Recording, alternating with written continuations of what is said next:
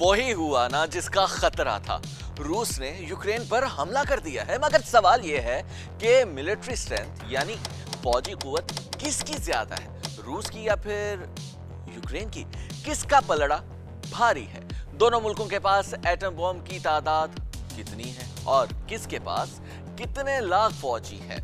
Fighter jets यानी जंगी तैयारे और जंगी हेलीकॉप्टर्स किसके पास ज्यादा हैं और उनकी तादाद कितनी है?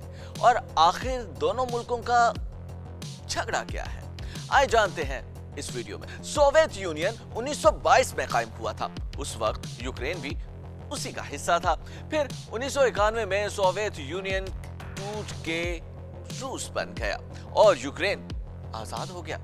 मगर रूस किसी ना किसी तरीके या वजह से आज भी यूक्रेन समेत उन तमाम को अपना हिस्सा समझता है जिन्होंने उससे आजादी हासिल की है। और दूसरी वजह है यूक्रेन की यूरोपीय यूनियन और नेटो का हिस्सा बनने की ख्वाहिश।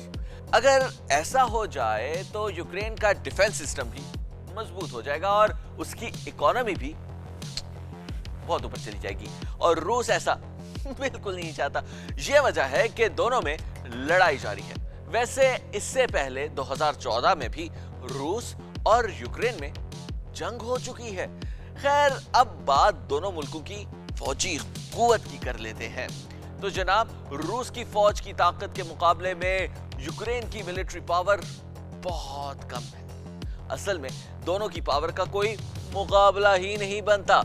आलमी इदारों ग्लोबल फायर पावर और IISS मिलिट्री पावर के अदादो शुमार के मुताबिक रूस दुनिया की दूसरी बड़ी फौजी ताकत है, जबकि यूक्रेन का नंबर सिर्फ 22वां।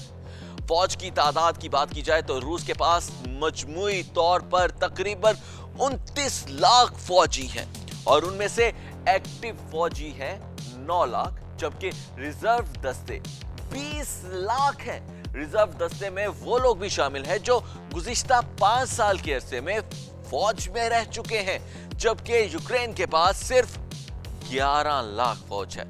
उसके एक्टिव फौजी 2 लाख है और रिजर्व ट्रूप्स 9 लाख है।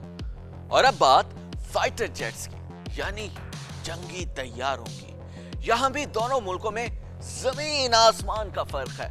रूस के पास तकरीबन 1511 जंगी तैयारे हैं, जबकि यूक्रेन के पास सिर्फ और सिर्फ 98 हैं।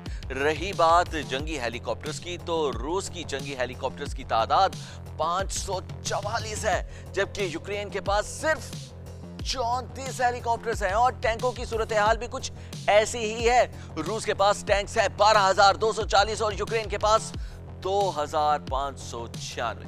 टैंक्स की अहमियत इसलिए भी ज्यादा है क्योंकि रूस यूक्रेन की सरजमीन पर पेशकदमी करना चाह रहा है और इसके लिए टैंक्स का होना बहुत जरूरी है।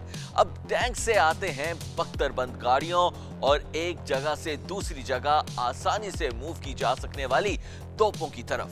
रूस की बख्तरबंद गाड़ियों की तादाद है 30,122 और यूक्रेन के पास है 12,303 बख्तरबंद गाड़ियां। और रूस के पास एक जगह से दूसरी जगह मुंतकिल होने वाली तोपों की तादाद तकरीबन 7,571 है, जबकि यूक्रेन के पास इस तरह की 2,040 तोपें हैं। और अब बात दुनिया के खतरनाक तरीन हथियारों यानी एटम बॉम्ब की, तो रूस के पास कम से कम 6,000 से जायद एटमी हथियार हैं और इसके मुकाबले में यूक्रेन के पास न्यूक्लियर वेपन्स की तादाद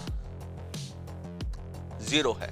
जी हां, यूक्रेन के पास एटम बॉम्ब नहीं है, मगर जब यूक्रेन सोवियत यूनियन का हिस्सा था तो उसके पास भी न्यूक्लियर वेपन्स थे, मगर आजाद होने के बाद उसने इन एटम बॉम्ब से जान छुड़ा ली थी और यूं दोनों मुल्कों की फौजी ताकत का कंपैरिजन बनता ही नहीं है। मगर हो सकता है कि यूक्रेन को अमेरिका और मगरबी मुमालिक सपोर्ट करें, लेकिन हकीकत यह है कि जंग किसी भी मसले का हल नहीं है।